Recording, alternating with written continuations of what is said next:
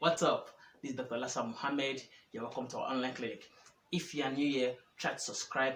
After subscribing, click on the notification bell so you get the notification whenever I drop a new video. Now, welcome to the channel. Now, today we're talking about anal sex, oral sex, and its effect. Now, let's say its effect, if it's having a positive effect or a negative effect. Now, this video is not to discriminate or to shun down any sexual practice. It's just for us to be enlightened, so we know the things we do. Because some persons engage in things that they just don't even know if it's beneficial to them or not. Because it's something that is what maybe they get to see online or they see people doing it, so they want to be part of it. So this video is just for you to get enlightened and not to judge anybody. Now let's go into the video fully. Now I want to talk about oral sex or anal sex. Now, oral sex simply means sexual pleasure with the mouth, the oral part. Either a man giving a woman giving a man a blowjob, that what's called a blowjob, in which the woman sucks the man's dick until the man gets to climax and releases his sperms. While for the female aspect, the man sucks the woman vagina, especially her clitoris, until she gets to sexual satisfaction. Now, different people engage in different sex styles for their own reasons.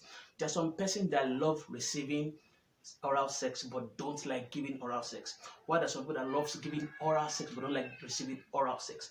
But there are some people that love giving oral sex and also receiving oral sex. But all depends on what the partner, what they agree on.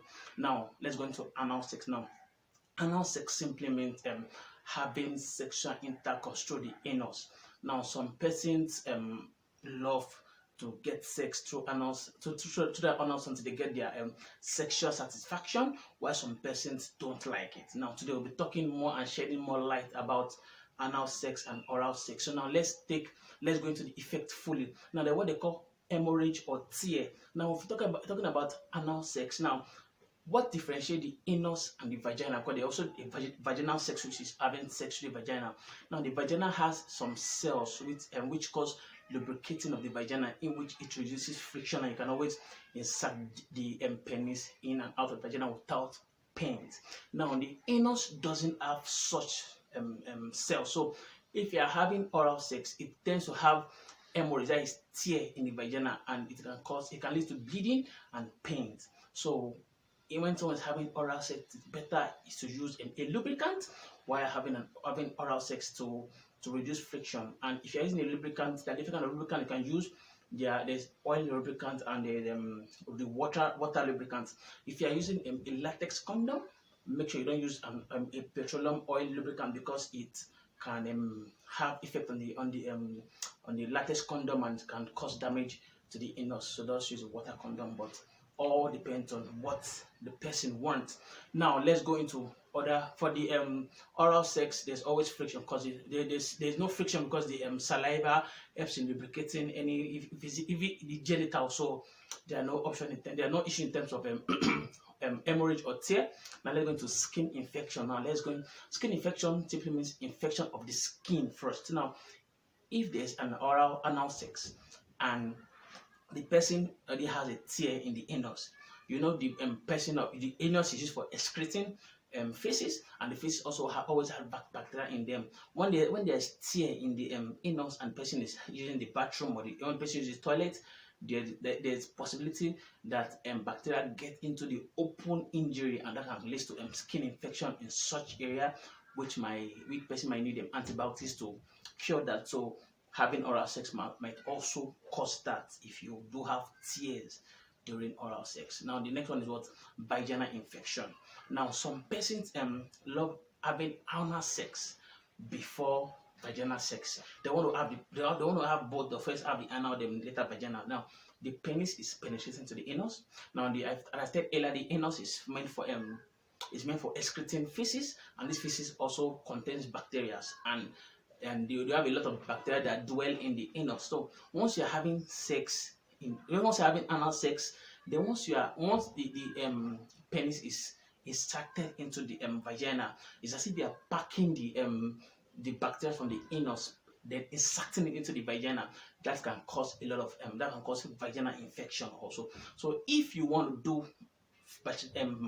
anal sex first, then bacteria vaginal sex later, is either you change the condom, maybe the first condom you use, the latex condom for the anal sex, you change it, then you use a new condom for the vaginal sex, because putting the old condom used for the oral, for the anal sex into the vagina, that can lead to bacterial infection also. Now, also to the oral sex, some persons like love receiving oral sex first before they go into the normal vaginal sex. Now, you know the saliva contains a lot of enzymes. Like example, here contain ptyalin that that convert starch to maltose, and also contain other bacteria. Now, if you are having a blowjob, that is a lady giving a guy a blowjob, and you have saliva mixed in the penis. Now, once the penis is inserted into the vagina, it has bacteria also in the saliva, which is brought directly into the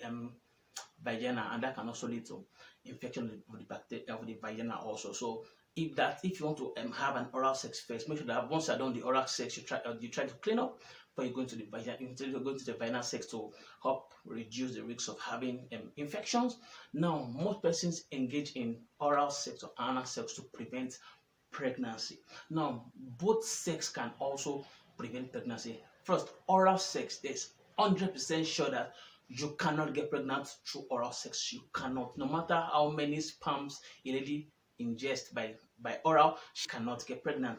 But in terms of anal sex, there's 0.005% that the sperm from the anus can leak into the vagina and can cause can make the woman get pregnant. So anal sex does not give you 100% certainty that the woman wouldn't get pregnant. So there's some if the sperms leak out into the vagina, then it can lead to pregnancy. So let's be careful what we do. Then what they call the human papilloma virus. Now, the human papilloma virus is what causes the cervical cancer.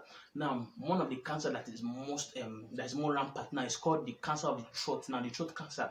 Now, research have shown that what causes this throat cancer is the human papilloma virus, which is in the cervix of the woman that causes cervical cancer. Now, it's true that it's true. Most men get the virus through oral sex. Now, once they have when they're having sex with the woman through oral, the woman will release some fluid, and this fluid contains the virus. And once the man ingests the fluid or enters the man's mouth, can cause this virus in the man's throat and can lead to cancer of the throat also. So they have that effect, which is the human papilloma virus, that also causes the cancer of the cervical cancer also. So these are the effects that I can gather from oral sex and anal sex. Now, if you like the video, thumbs up, kindly subscribe to our channel, share, like, advertise to your friends and family to try to watch the video, because I think this is what we have for you, and I hope you love it. Yeah, thank you very much, and